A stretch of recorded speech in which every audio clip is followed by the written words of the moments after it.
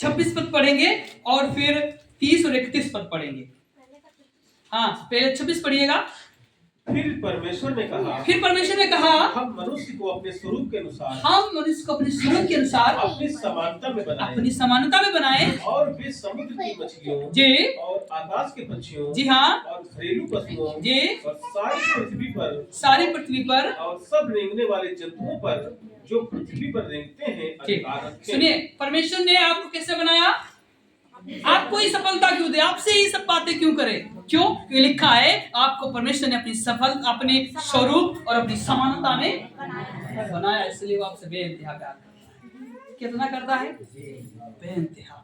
जो अपनी संतानों को देखते हैं, वो कैसे भी क्यों ना हो, उनको उठाकर गले लगा लेते हैं। हालेलुया। और इतना अपने सहलाते हैं, इतना अपने प्यार करते हैं, इतना उनसे आप अपने प्रेम को दिखाते हैं। लगता है संसार इतना प्रेम नहीं दिखाता, ऐसा नहीं दिखाता। आपके भी पोती पोता हूँ, कहीं भी गली में खेल रहे हो, माटी कितना भी लगी हो, अब दौड़ कर जाएंगे, हाथों हाथ अपने उठा लेंगे। उठा लेते ना? क्यों? हमसे बेइंतहा प्यार करते हैं। परमेश्वर भी आपसे बेइंतहा प्यार करता है, इसलिए तो वो आपको सफलता को और आपके जीवन में शांति, सुख, चैन, अमन को लेकर आना चाहता है। उसने आपको अपने स्वरूप और अपनी समानता में बनाया, इसलिए उसने आपसे प्यार किया। और जिसको हम अपने स्वरूप, अपनी समानता में जन्म देते हैं, हम उससे बेइंतहा प्यार करते हैं, अर्थात अपने बच्चों से करते हैं। बोले हालेलुया। इसलिए परमेश्वर आपको सफलता की ओर चाहता है जी। 29-30 पढ़िएगा जल्दी से। फिर परमेश्वर ने उनसे कहा एक और चीज है। फिर परमेश्वर ने उनसे कहा सुनो, जितने बीज वाले छोटे-छोटे पौधे हैं सारी पृथ्वी के ऊपर हैं जी हाँ, और जितने वृक्षों में बीज वाले फल होते हैं जी, वे सब मैंने तुमको दिए हैं। वे तुम्हारे भोजन के लिए। हाँ जी। और जितने पृथ्वी के पशु जी और आकाश के पक्षी और पृथ्वी पर रहने वाले हैं, जिनमें जीवन का प्राण है, उन सब के खाने के लिए मैंने सब हरे हरे छोटे पेड़ दिए। मैंने उनको हरे हरे छोटे पेड़ दिए हैं। और वैसा ही हो गया। आगे तब परमेश्वर ने सुनिएगा गौर से, जो कुछ बनाया था सबको देखा तो क्या देखा कि वो बहुत ही अच्छा है। सांझ हुई, फिर भोर हुआ। इस प्रकार छठवां दिन हो गया। हालेलुया। आपको पता है मनुष्य क्यों जरूरी है? क्योंकि लिखा है परमेश्वर ने छठे दिन मनुष्य का सृष्टि की। आपको पता है जब 2026 पढ़ेंगे तो 2026 के लास्ट में 6 आता है ना? और 6 गिनती का मतलब होता है मानवता, प्रेम और परमेश्वर के साथ में रिश्ते को स्थापित करना और बनाए रखना। क्यों? क्योंकि परमेश्वर ने छठे दिन किसको बनाया? आपको। किसको बनाया? आपको और हमको और सारी मनुष्य जाति को। आपको पता है छठे दिन क्यों बनाया?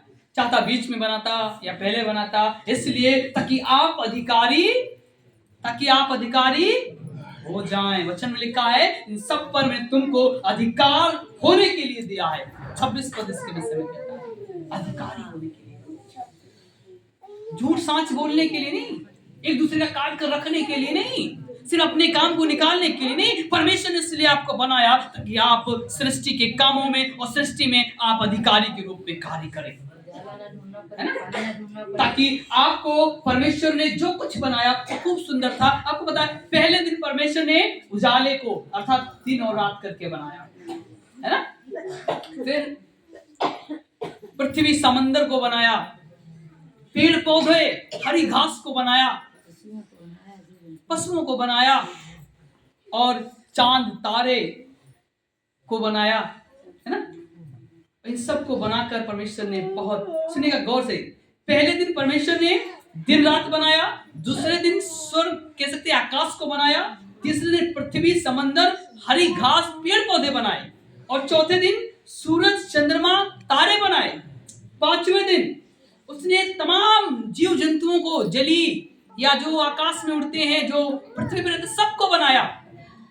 और छठे दिन लिखा है परमेश्वर ने आपको बनाया, इसलिए ताकि आपको काम करना ना पड़े, ताकि आप राज करें और ऐसा राज जो सनातन तक खत्म, इसलिए आपको छठे दिन बनाया।